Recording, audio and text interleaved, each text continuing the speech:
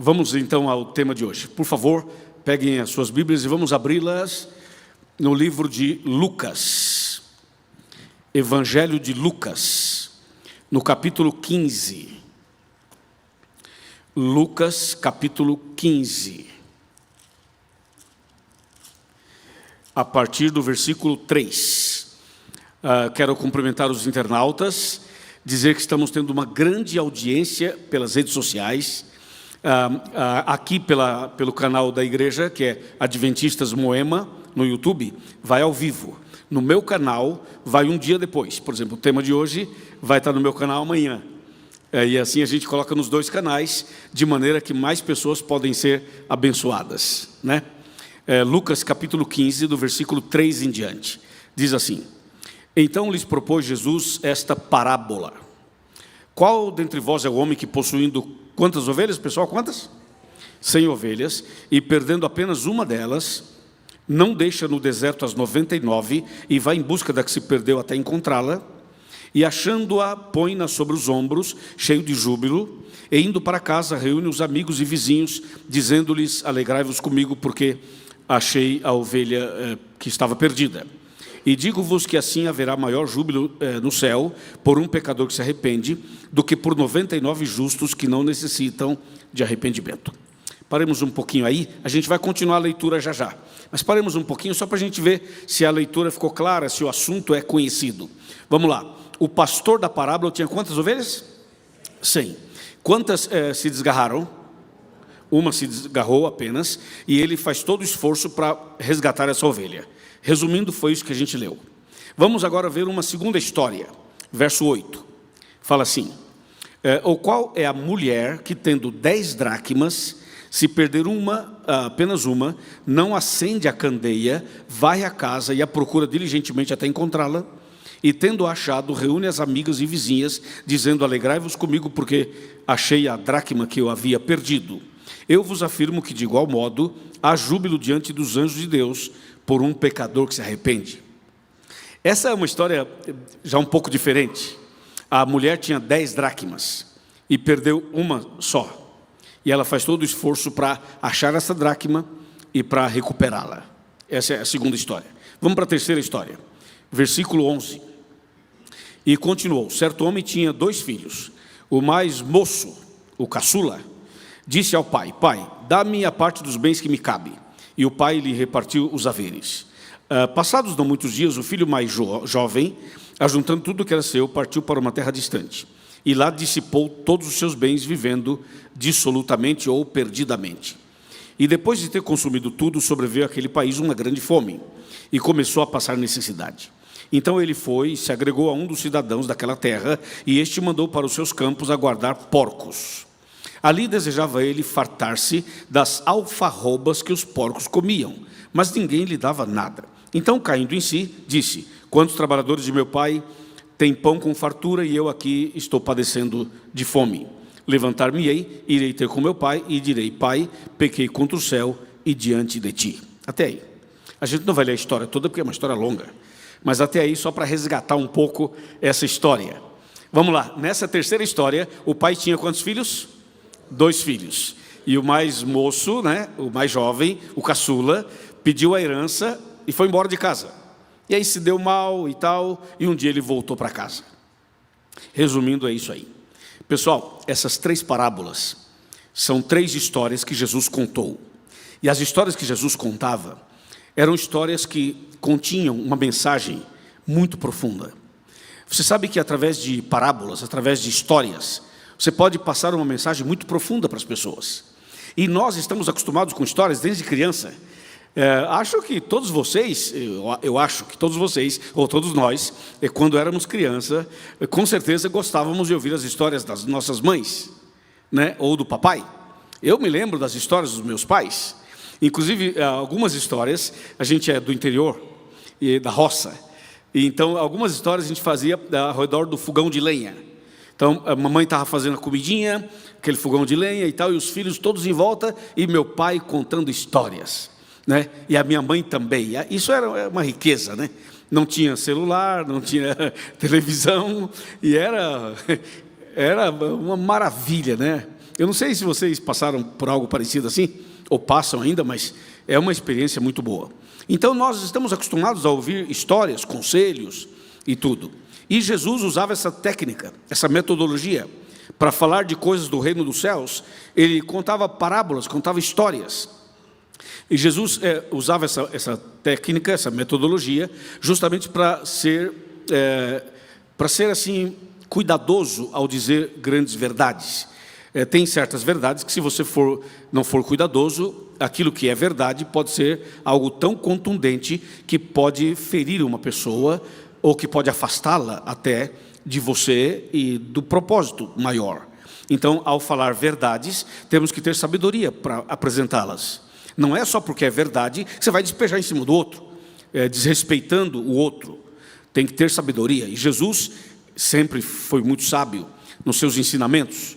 É claro que em algum momento Jesus foi duro, assim, de forma bem explícita. Mas na maioria das vezes Jesus usava essa técnica que eram as parábolas. E aqui você percebeu 3 parábolas.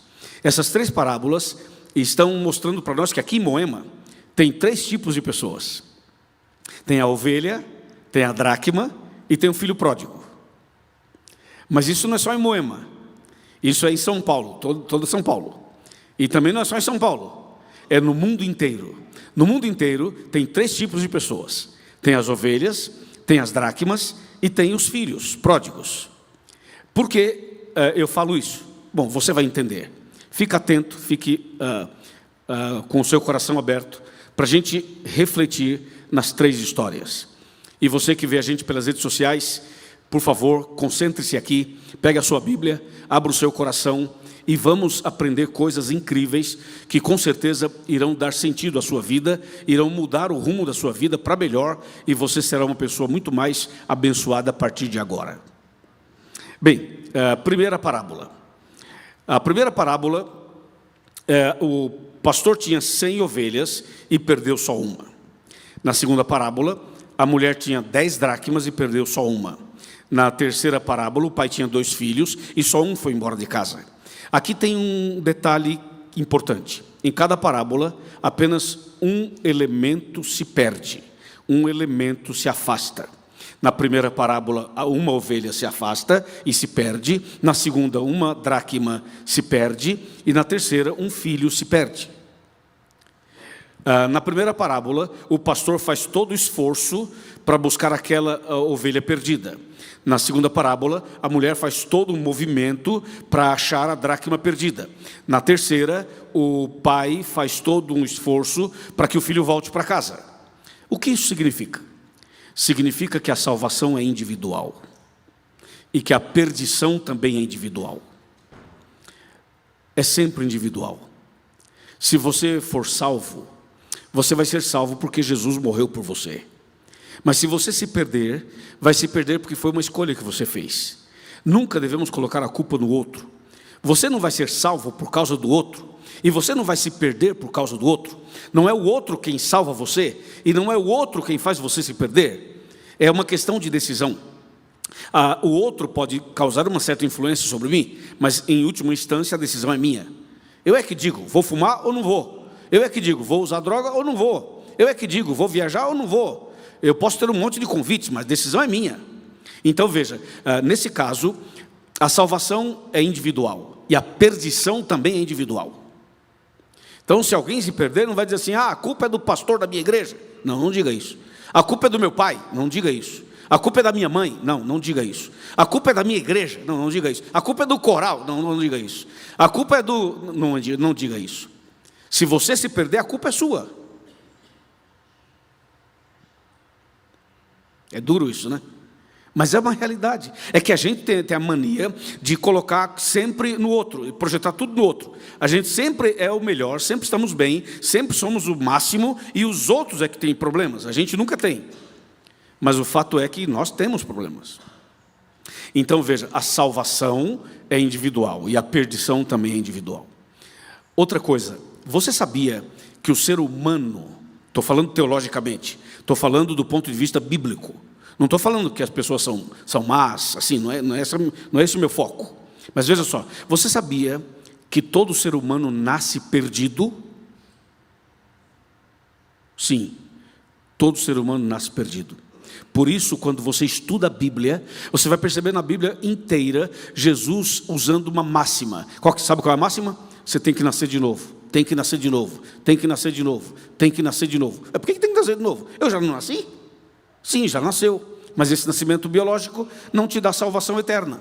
O nascimento biológico te dá 70 anos de vida, 80 anos de vida, 90 anos de vida, talvez 100, talvez 105, 110, mas depois morre. O nascimento biológico não te dá uma vida eterna, te dá uma vida parcial, uma vida de poucos anos. E ainda esses poucos anos são cheios de problemas. É uma dor aqui, é uma dor ali, é um remédio aqui, é uma vacina acolá, é uma cirurgia aqui, é ou não é? É uma noite em claro, é uma depressão, é insônia, é uma ansiedade, é um negócio. São 70, 80, 90, 100 anos de vida cheio de lutas, é ou não é? Um desemprego aqui, uma dívida ali, um divórcio aqui, uma separação acolá, e aí por aí vai. Então esse primeiro nascimento aqui, ele é um nascimento importante, porque nós estamos aqui, obviamente, mas para a gente ir para o céu, tem que nascer outra vez. Então Jesus disse, você precisa nascer de novo.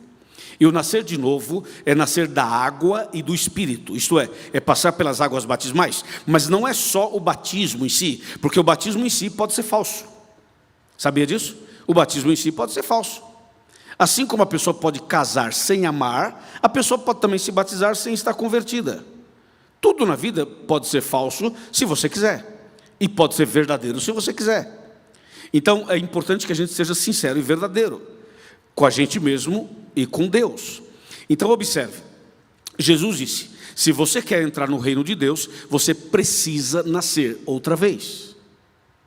E isso independe da sua igreja, independe da sua fé, independe da sua base religiosa. Jesus disse, você precisa nascer de novo.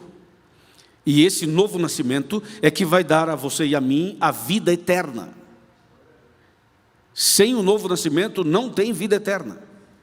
Então, o primeiro item das três parábolas, o primeiro ponto que as três têm em comum, a primeira parábola, a ovelha se perdeu, segunda parábola, a dracma se perdeu, terceira parábola, o filho pródigo se perdeu. Então, nas três parábolas, você tem perdição, ovelha perdida, dracma perdida e filho pródigo perdido.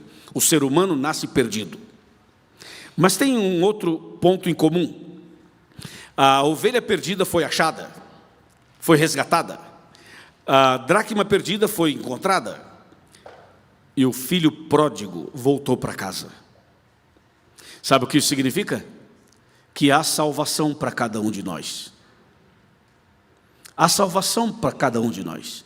Não existe uma pessoa tão ruim e tão má que não possa ser salva. Todos podemos ser salvos. Então, houve salvação para a ovelha, houve resgate para a dracma e houve resgate para o filho pródigo.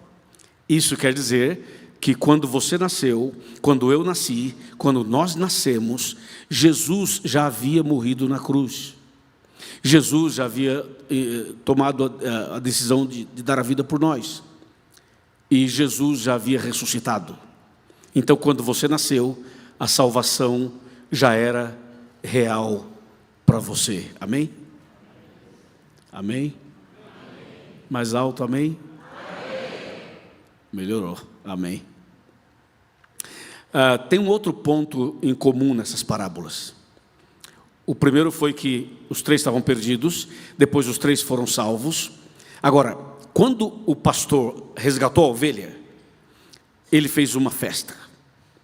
Quando a mulher achou a dracma, ela fez uma festa. Quando o filho pródigo voltou para casa, teve até churrasco. Uma baita de uma festa. O que isso significa? Significa que quando uma pessoa nasce de novo, tem festa. Quando uma pessoa nasce de novo e entra nesse... Aqui é um batistério, tá? Para quem não sabe. Isso aqui é um batistério. Quando a pessoa nasce de novo e ela vem aqui e ela se batiza...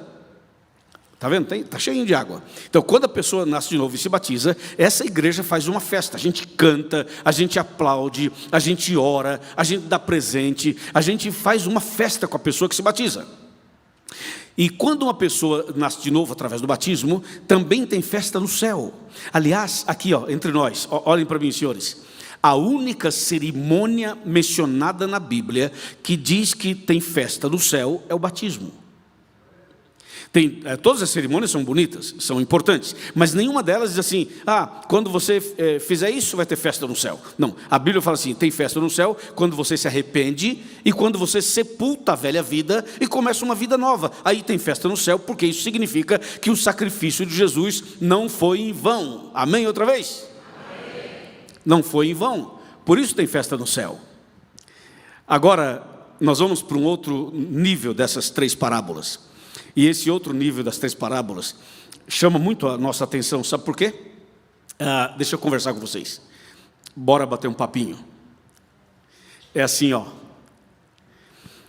essas 3 parábolas têm também aspectos que são diferentes. Por exemplo, a ovelha perdida.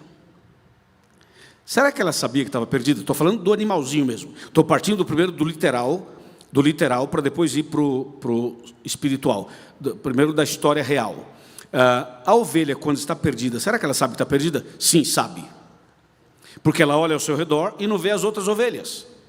Ela sabe que está sozinha.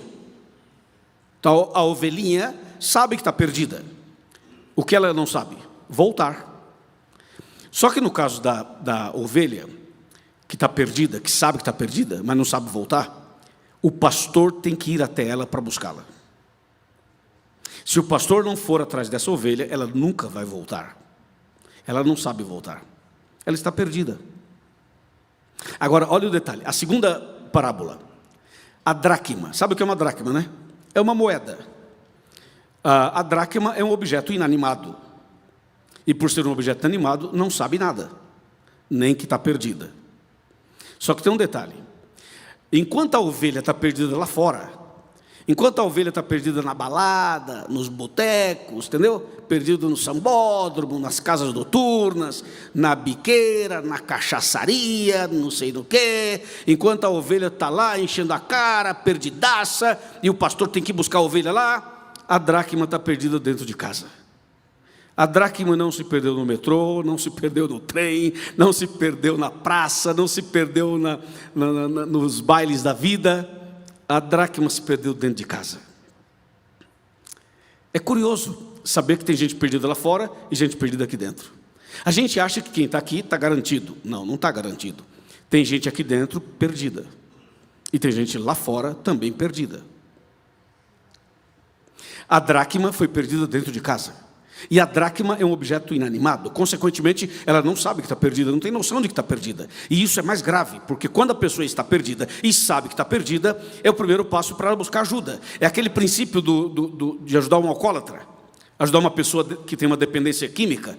Você sabe, a pessoa que tem uma dependência química, o primeiro passo para você ajudá-la é ela reconhecer a sua necessidade de ajuda. É assim ou não é? Se a pessoa não reconhece que precisa de ajuda, como você vai ajudar essa pessoa? Não tem como. Então, o primeiro passo para a pessoa ser salva é reconhecer que ela está perdida. Porque se ela não está perdida, não pode ser salva. Vai ser salva como se não está perdida? Então, a dracma é um caso grave, porque ela está perdida, mas não sabe, não tem noção de que está perdida. E isso me preocupa, porque muitas vezes nós podemos estar perdidos sem saber que estamos perdidos. Então, a gente vai ter que dar uma balançada aqui no barco, para ver se dá uma despertada, né? Você fala assim, acho que eu estou perdido. Aí quando você fala assim, acho que estou perdido, opa, aí podemos já estender a mão para você e falar, vamos te ajudar. Agora se a pessoa fala assim, não, sou um bom homem, sou uma boa pessoa, não preciso de nada, nem de igreja, nem de oração, nem de nada, eu sou uma boa pessoa, pago minhas contas, cumpro minhas obrigações, não faço mal para ninguém, esse negócio de Bíblia não é para mim, de igreja não é para mim, de oração não é para mim, de se arrepender não é para mim, de confessar pecado isso não é para mim. Se você está nesse nível, cuidado, você é uma dracma. Então, a dracma está perdida dentro de casa. E a ovelha lá fora. Só que a dracma não sabe que está perdida. E o filho pródigo? O filho pródigo é um caso diferente das duas anteriores, das duas histórias anteriores. O filho pródigo está falando que ele é filho. Se ele é filho, ele é de casa, ele é da família. É uma pessoa que conhece tudo.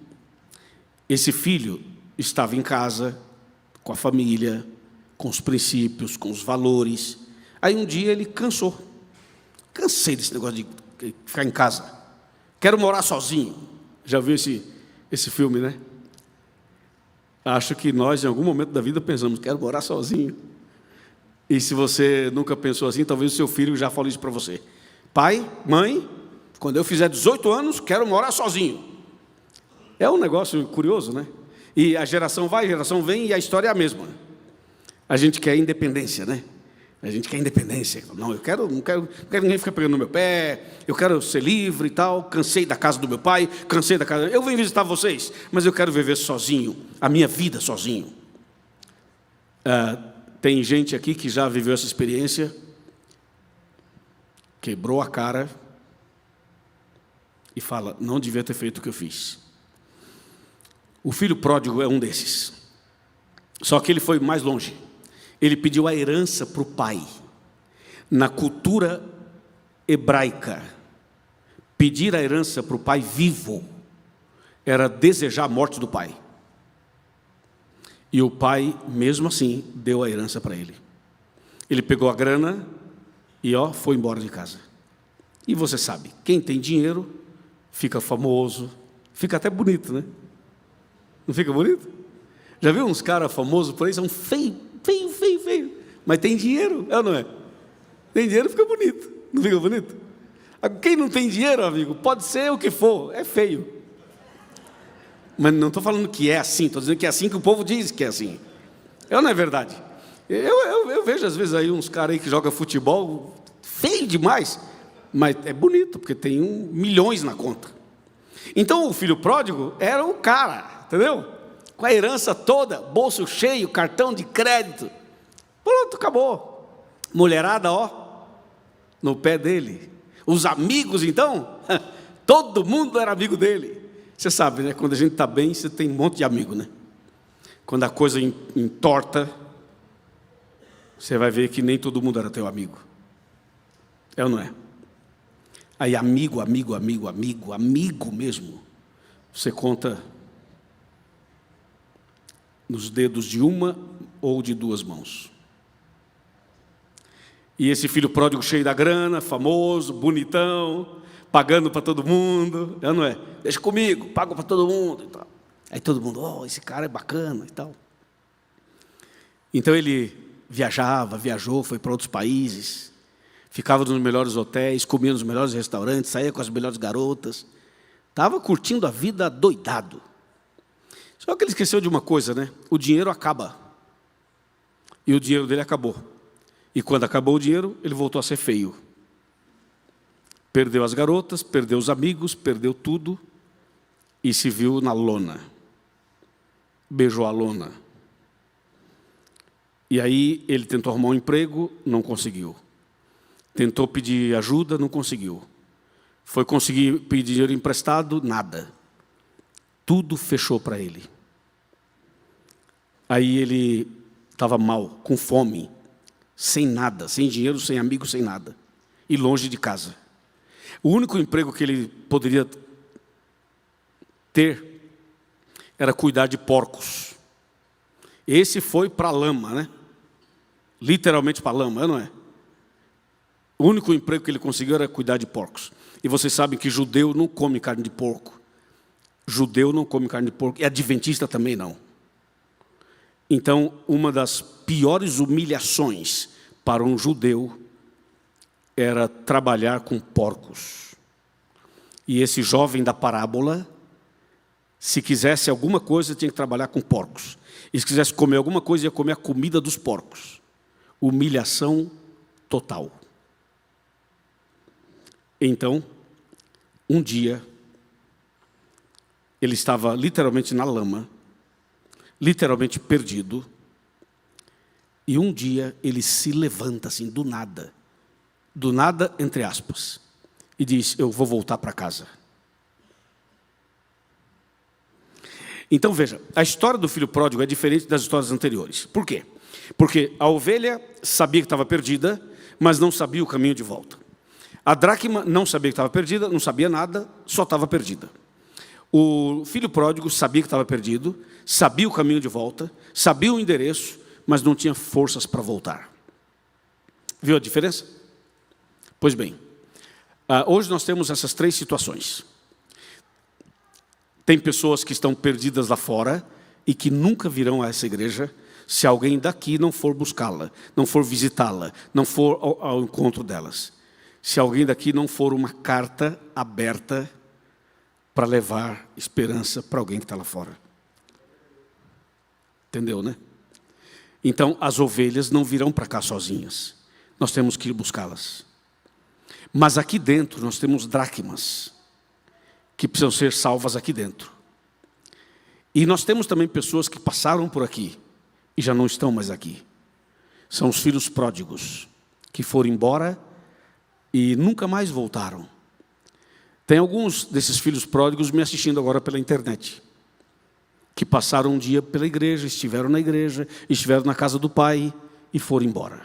É uma escolha. Isso acontece com muita gente. Pois bem, a pergunta é: o que Deus está nos ensinando com essas 3 parábolas?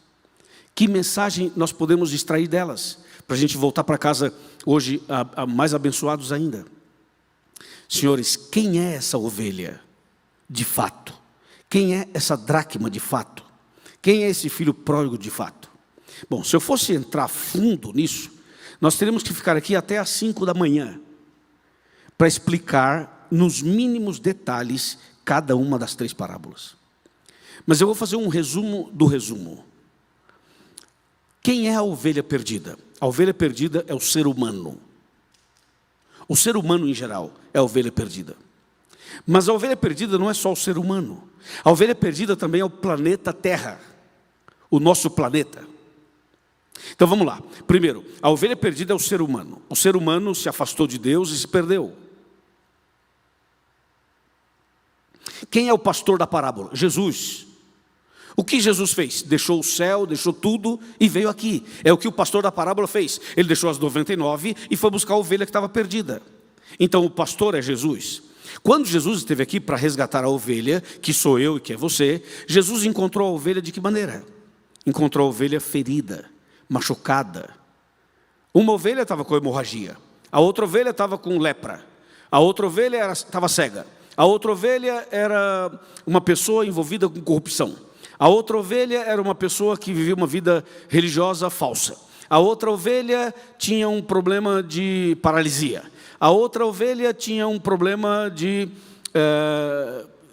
crise familiar. E Jesus, quando esteve aqui, ao lidar com as pessoas, ele viu cada ovelha passando por um momento difícil. E nós também estamos assim. Olhando para nós mesmos, olhando para a cidade de São Paulo, olhando para mim, para você, para a nossa família, vamos observar, nós também estamos feridos. As ovelhas continuam feridas, o pecado trouxe feridas para nós, manchas para nós.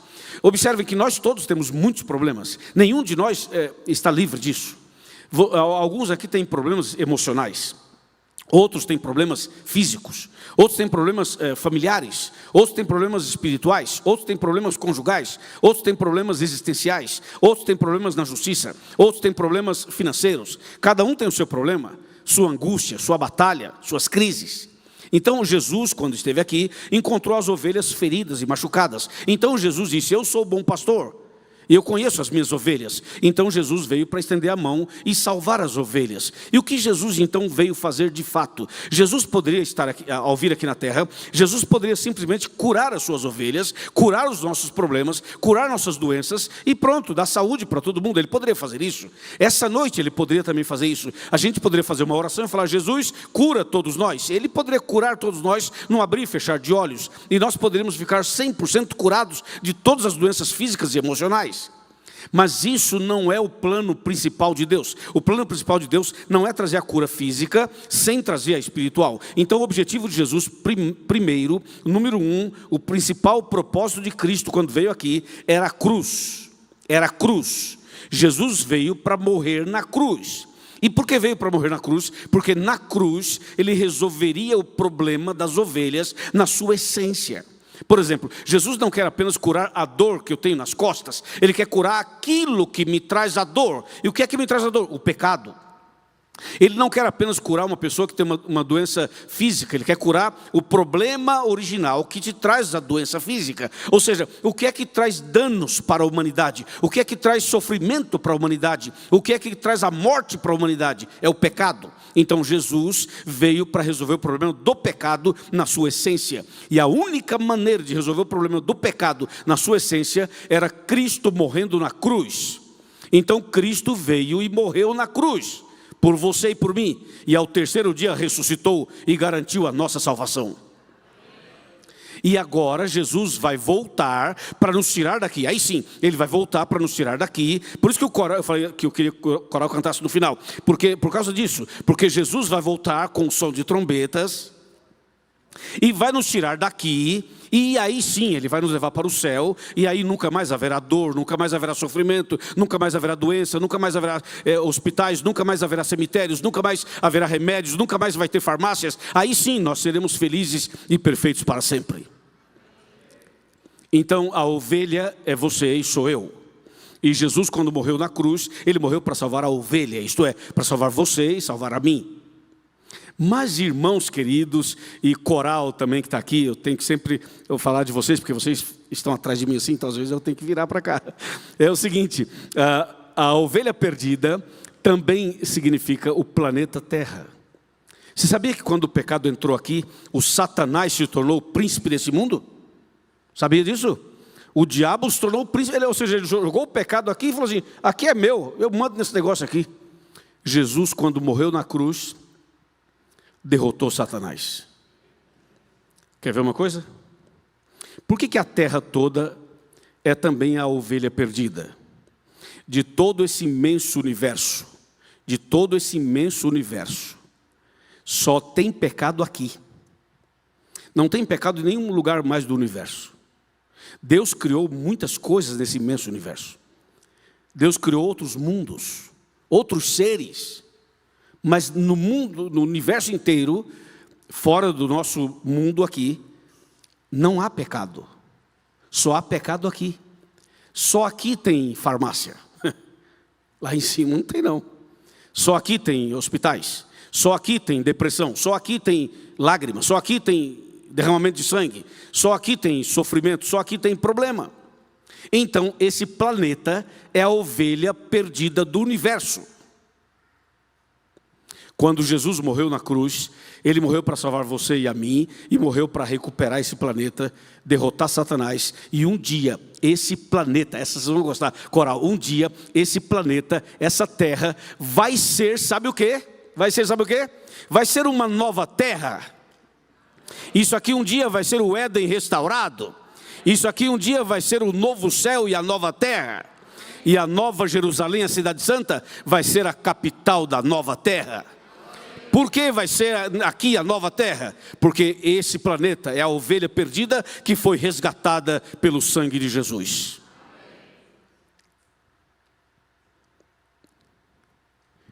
Tudo isso é emocionante demais. Mas vejam um detalhe importante. Na segunda parábola, a mulher perdeu a dracma dentro de casa. Isso é muito sensível. Você já perdeu alguma coisa dentro da sua casa? Acho que sim. E tem aqueles negócios bem esquisitos, não tem? Você perdeu uma coisa e está diante de você. E pior que a gente não vê, né? Não, nem a gente vê, nem ninguém vê. Já viu aquele caso que a pessoa perdeu e botou a família toda para procurar? Todo mundo em desespero dentro daquela casa. E fala assim, enquanto não achar, daqui ninguém sai. E ninguém acha. E o negócio está ali debaixo do nosso nariz. Não acontece isso? Bom, nem vou contar as histórias, já são comuns do óculos, né? Sabe a do óculos? Sabe essa do óculos? Da mulher que perdeu os óculos e estava aqui em cima. E outras histórias super engraçadas, né? Então vocês já sabem, a gente perde coisas e essas coisas muitas vezes estão bem perto da gente e a gente não vê. Aqui, ó. Aqui. Chega mais perto. Tem gente perdida pertinho da gente. E a gente não sabe. E a pessoa não sabe. É igual o óculos que está aqui, o óculos. Está perdido aqui. Mas não está, está aqui. Às vezes tem alguém perdido do lado da gente, na mesma cama. Entendeu ou não? No mesmo quarto, na mesma sala, no mesmo escritório, na mesma empresa, no mesmo ambiente. Essa pessoa perdida pode ser você, ou pode ser alguém que está do seu lado. A dracma estava perdida dentro de casa. Sabe o que a Bíblia fala? Fala assim que a mulher, ela procurou a dracma diligentemente. Sabe o que significa procurar diligentemente? Significa que a mulher procurou essa dracma nos todos os cantinhos da casa com muita atenção. Eu imagino a mulher procurando atrás do piano, atrás da geladeira, embaixo do sofá, embaixo da cama. Eu imagino ela revirando as gavetas com a roupa, revirando a roupa para ver se a dracma estava lá. Eu imagino a mulher dando uma geral ali, né? E aquele cantinho que você pega o celular, liga, acende a luzinha do celular para olhar, para ver se está lá atrás. Sabe aquela procura diligente? A mulher procurou diligentemente, até encontrá-la. Aí tem uma coisa nessa parábola que me deixa muito assim impactado. Quem é da área da economia aí vai me ajudar a resolver um problema econômico agora na parábola da dracma. A mulher perdeu a dracma, achou a dracma. Aí ela ficou tão feliz, tão feliz, tão feliz que ela falou assim: vou fazer uma festa para comemorar o êxito que eu tive de achar a dracma. Imagina, ela acha uma dracma, que é uma moeda, e para comemorar o fato de achar a dracma, ela faz uma festa. Para fazer uma festa você gasta dinheiro. Quanto custava essa dracma? Qual o valor da dracma para fazer uma festa, para comemorar o fato de ter achado uma dracma? Bom, vamos fazer um cálculo aqui meio maluco, só para a gente raciocinar juntos. Vamos supor que a dracma tivesse o valor de $1.000. $1.000, só para a gente fazer o cálculo, é claro. $1.000. Aí a mulher achou $1.000. Feliz da vida, fez uma festa e gastou $10.000 para fazer a festa.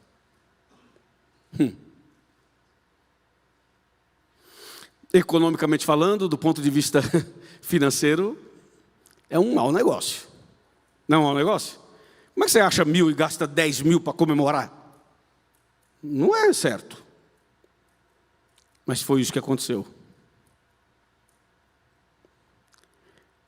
Aí, você da internet, olha para mim, chega mais perto. Uma pergunta: quanto você vale? Qual o seu valor? E você que está aqui na igreja de Moema, quanto você vale? Tá, se o ladrão sequestrasse o seu marido, você pagaria quanto por ele? Não, é melhor não responder. Vai dar confusão. Tá, então vamos inverter o negócio. Vai que a mulher fala assim: é um favor que faz, eu não é. Então vamos mudar o negócio. E se o ladrão sequestrasse a sua esposa, pagaria quanto por ela? Não, também vai dar problema. Vai dar. Vai dar, né? Vamos mudar o assunto. E se o cara sequestrasse o seu filho?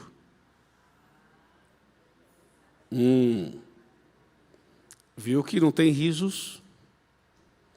Porque o filho da gente é um negócio inexplicável. Você daria a sua vida pelo seu filho, não daria? Eu imagino que sim. Quanto vale uma pessoa? Em dinheiro. Ou não só em dinheiro, o valor de forma geral. Quanto vale uma pessoa? Tá, vamos calcular. Se você tivesse que fazer um implante no nariz, pagaria quanto pelo seu nariz? E se fosse fazer os dentes? E se fosse fazer uma cirurgia de estética? Tá, e uma cesariana, se você fosse pagar em cash, uma cesariana. E para mexer em qualquer órgão do seu corpo, quanto é? Quanto vale uma pessoa? Sabia que tem quadrilhas que sequestram pessoas para roubar os órgãos da pessoa? Para salvar a vida de outros? E sabia que tem quadrilhas que sequestram crianças para isso? Quanto vale uma pessoa? Pode fazer o cálculo que você quiser. Mas uma coisa eu vou te dizer. Jesus pagou muito mais do que o que você vale. Porque no fundo, a gente vem do pó e a gente volta para o pó. Quando a gente morre, a gente leva o quê? Nada. E os apartamentos que você comprou? Ficam aí. E os carros que você tem? Ficam aí. E os seus investimentos bancários? Ficam aí. Tudo que você economizou, fica tudo aí. Você volta a ser pó. Tá. E quanto Jesus pagou por você? Jesus deu a vida dele por você. É isso. É achar uma dracma e gastar um valor enorme para comemorar o fato de ter achado uma dracma. Eu e você temos valor, mas o que Jesus pagou por nós é muito mais do que aquilo que a gente realmente vale. Porque nós somos muito pecadores, e somos indignos, e somos ingratos, e somos orgulhosos. E essa ingratidão e esse orgulho que a gente tem se torna um bloqueio na vida da gente. E mesmo assim Jesus morreu por nós.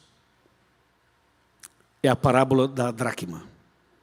É a mulher achar uma dracma e gastar uma fortuna porque achou a dracma. É Jesus dando a vida na cruz por alguém que em tese não tem esse valor todo. Mas Jesus te tornou valioso. Jesus fez de você uma pessoa muito valiosa. Ele subiu, colocou lá em cima o teu valor, quando Ele morreu por você. Entende o que eu estou falando? Ele te colocou num valor, num patamar muito elevado. Por causa dele, não por causa de você. Aí, a mulher achou a dracma e fez a festa. E para encerrar, eu vou ler um versículo, a gente encerra com esse versículo, e você vai ver que coisa linda. Eu vou ler Lucas 15, verso 32. Com esse texto a gente finaliza. Repetindo, Lucas 15, verso 32. Diz assim: entretanto era preciso que nos regozijássemos e nos alegrássemos, porque esse teu irmão estava morto e reviveu, estava perdido e foi achado.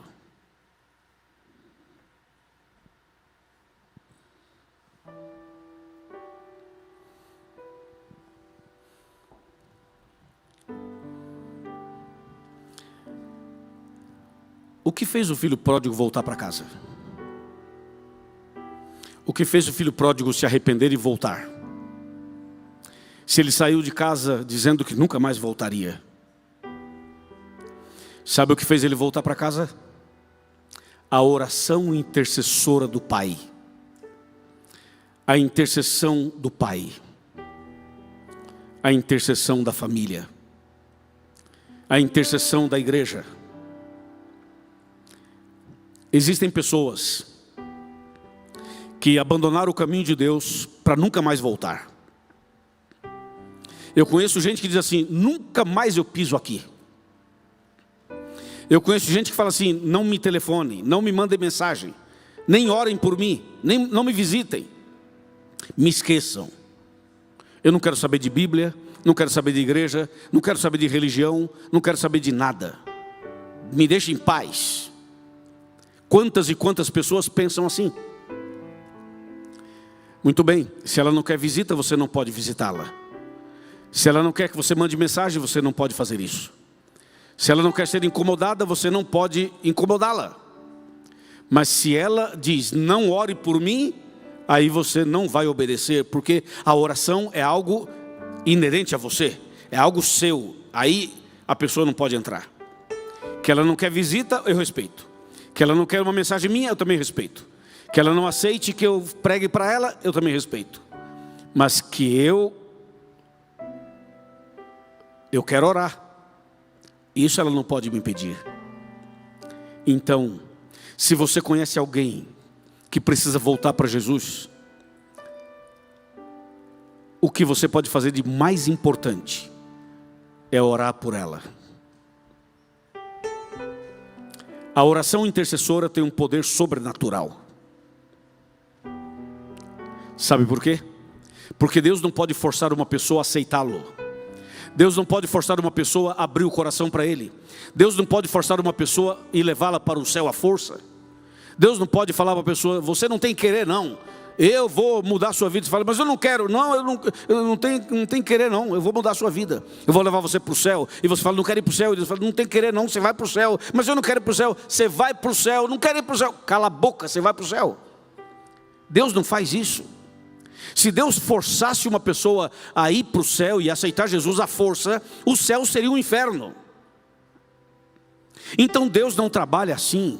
E se Deus não trabalha assim, como é que a pessoa que abandonou tudo, que não quer saber de mais nada, como é que ela vai voltar, se ela não quer?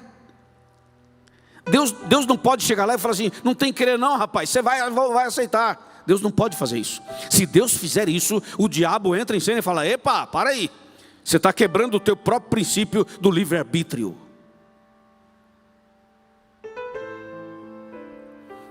Então veja que a salvação é uma situação bastante difícil. E para o filho pródigo voltar, ele que não queria mais voltar, é a oração intercessora. Quando a gente faz a oração intercessora pelos filhos da gente, pelo marido, pela esposa, pela família, pelos amigos, quando você ora em favor de alguém, sabe o que acontece? É como se você estivesse dizendo assim para Deus, Deus, eu autorizo o Senhor a ir lá e tocar o coração do meu filho, da minha filha, do meu marido, da minha esposa, do meu pai, da minha mãe e do meu amigo e da minha amiga. Aí você, quando ora intercessoriamente, você está dando a autorização para Deus fazer isso. Então Deus pode ir lá e tocar o coração da pessoa sem que Satanás o acuse. Porque Satanás aí não pode acusar a Deus, porque Deus não está quebrando nenhum princípio. Deus está atendendo a oração do servo dele. E Deus atendendo a oração da serva dele, do servo dele, o diabo não pode de nenhuma maneira dizer assim, Jesus, você está quebrando um princípio. Não, não está. Ele está atendendo a oração do seu filho. Chegou o dia em que o filho pródigo voltou. Vai chegar o dia que os nossos filhos irão voltar. Vai chegar o dia em que o seu cônjuge vai aceitar. Vai chegar o dia em que Deus vai salvar a nossa família. Não pare de orar. Não desista de orar. Continue orando. O dia chegou, maestro. O filho pródigo vinha lá longe. Ele se levantou da lama, do chiqueiro. Estava sujo, mal cheiroso, maltrapilho, acabado, destruído, abatido, depressivo. Com tudo que você imaginar ele estava. E ele se levanta do chiqueiro dos porcos e diz, levantar-me-ei, irei ter com meu pai. Eu sou filho e estou aqui perdido.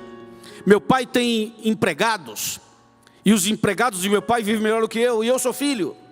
Então ele se levanta e volta.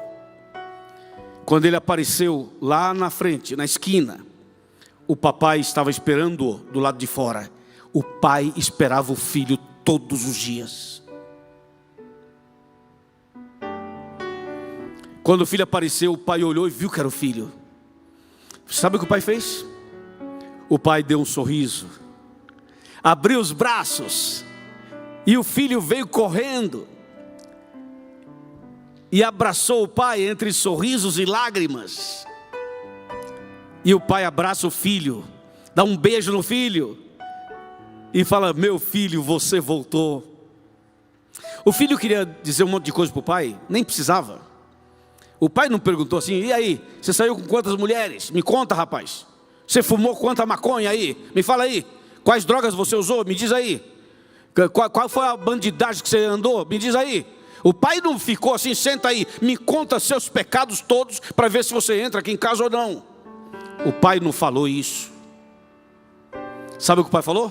Bem-vindo de volta. Não me interessa o que aconteceu lá fora. Bem-vindo de volta. Jesus faz assim. Jesus não está interessado no que você fez no passado. Ele está interessado no que você vai fazer a partir de agora.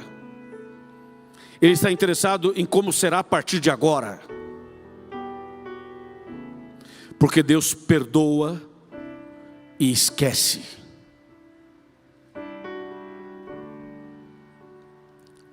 O pai recebe o filho. Depois que o pai recebeu o filho,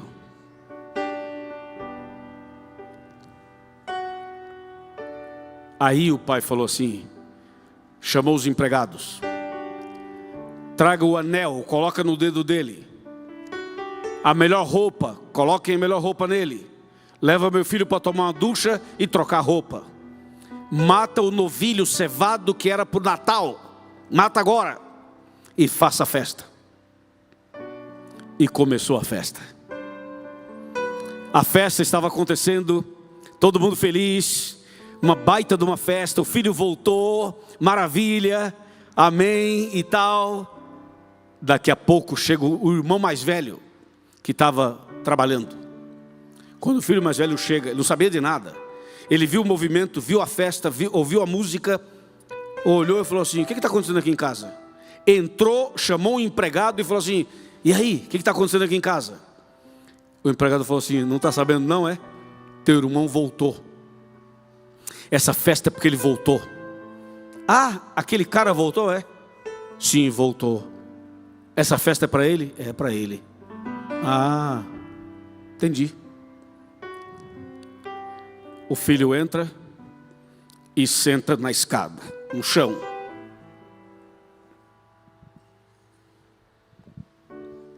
Com a cara fechada, revoltado, emburrado. Está lá. Aí vem o pai. O pai fala assim, e aí filhão, tudo bom? Ih, que cara é essa, rapaz? Levanta, meu filho. Seu irmão voltou. É dia de alegria, de festa. Vamos, levanta, vamos. O filho mais velho sentado estava, sentado ficou. Olhou para o pai e falou assim, ah é? Seu filhinho queridinho do coração voltou, né? Essa festa é para ele, né? Ah, ele pegou tua herança, saiu, aprontou, fez tudo o que ele quis, viajou pelo mundo, pecou à vontade. Aí ele volta, você aceita, mata o novilho cevado, faz uma festa, comemora e quer que eu me alegre. É isso aí, meu pai? É isso que eu estou entendendo? É isso que eu estou entendendo? Esse seu filho fez tudo errado e ele volta e você faz uma festa para ele. É isso aí que eu estou entendendo? Pois fique sabendo de uma coisa, meu pai. Eu nunca saí de casa. Eu nunca fumei, nunca bebi, nunca usei drogas, nunca saí por aí. Eu sou de família, sou da igreja, canto na igreja, sou membro da igreja, sou fiel dizimista, guardo os mandamentos, nunca fiz nada de errado. E para mim não tem festa, para mim não tem nada, nunca tem nada. E eu estou aqui o tempo todo, trabalhando aqui o tempo todo, cuidando de tudo. E para mim não tem festa.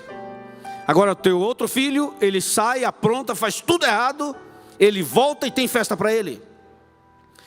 Meu pai, saiba de uma coisa, isso está errado. Eu não concordo com o senhor, não concordo com isso daí. E não estou feliz, porque o que o senhor está fazendo está errado.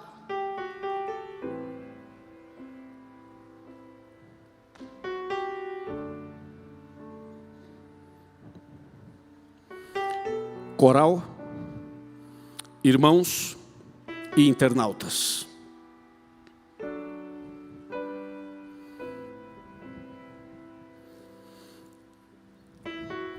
uma pergunta: qual dos dois filhos estava perdido? O que saiu de casa ou o que ficou em casa?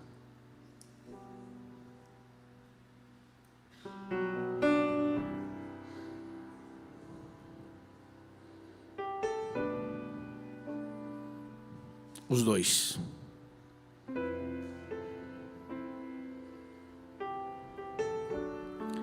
O que saiu de casa era um filho pródigo, perdido, era uma ovelha perdida. O que ficou em casa era uma dracma, perdida dentro de casa.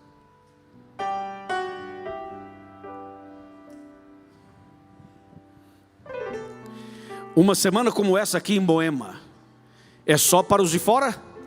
Não, é para os de dentro também. Uma vez um membro da igreja falou assim: eu não vou essa semana, porque isso aí é uma semana de esperança para os de fora, né? Olha a cabeça de muita gente. Tem muitos membros que não estão aqui porque acham que não é para eles. Essa semana é para as ovelhas, é para as dracmas e é para os filhos pródigos. É para todos. Porque todos precisamos. Quem é você? Você é uma ovelha perdida?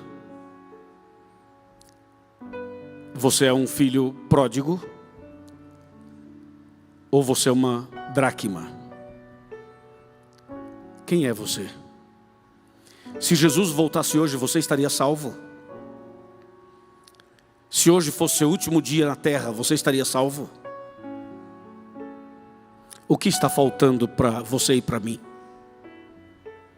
Irmãos, não vamos sair daqui hoje sem tomar uma decisão no coração.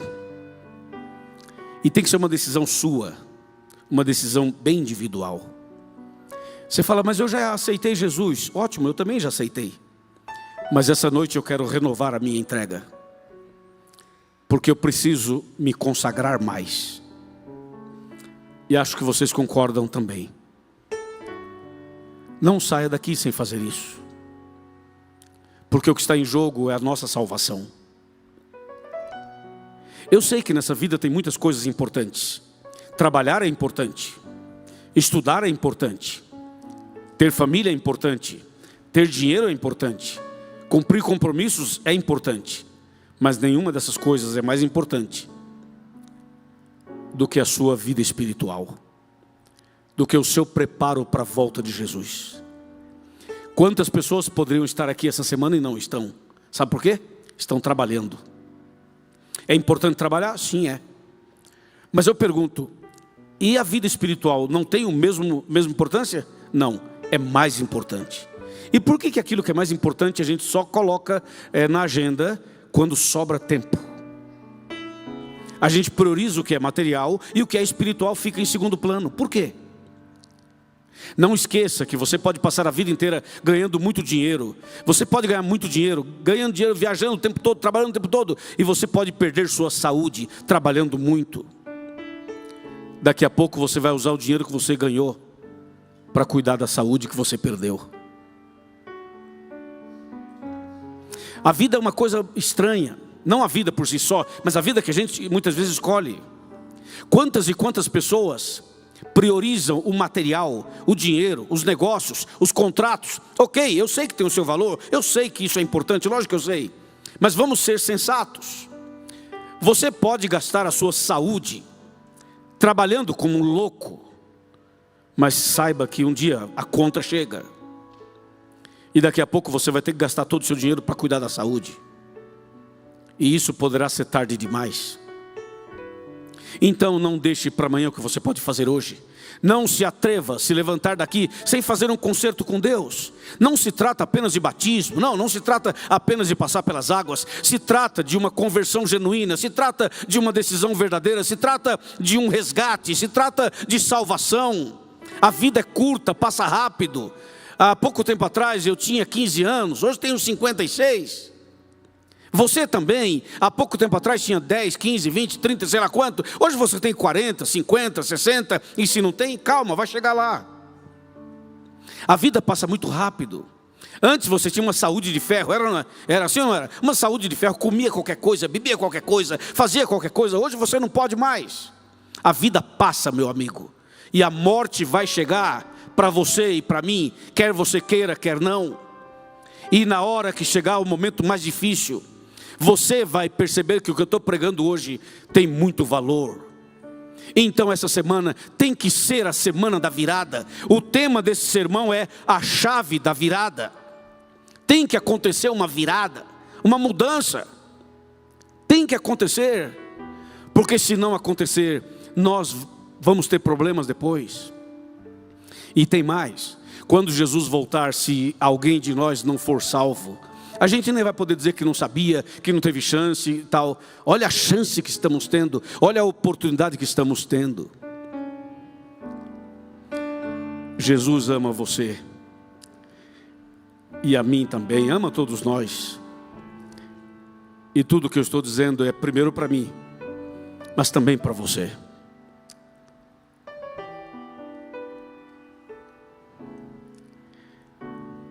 Se eu chamar você para se entregar a Jesus agora, você vai aceitar? Se eu convidar você para se batizar, você vai aceitar? Ou você já tem uma resposta? Agora não, é muito cedo. Tem que pensar mais. Tem que aposentar primeiro. Qual seria o seu argumento? Se eu convidar você para tomar uma decisão agora, você aceita? Ou esse assunto não mexe com você? Ou você não sente nada? Tem pessoas que não sentem nada. É como se eu estivesse falando para um poste. A pessoa é fria. Não sente nada. Mas essas mesmas pessoas, quando escutam uma música romântica, se emocionam. Quando assistem um filme, se emocionam. Mas quando escutam um chamado de Deus, nem sempre se emocionam.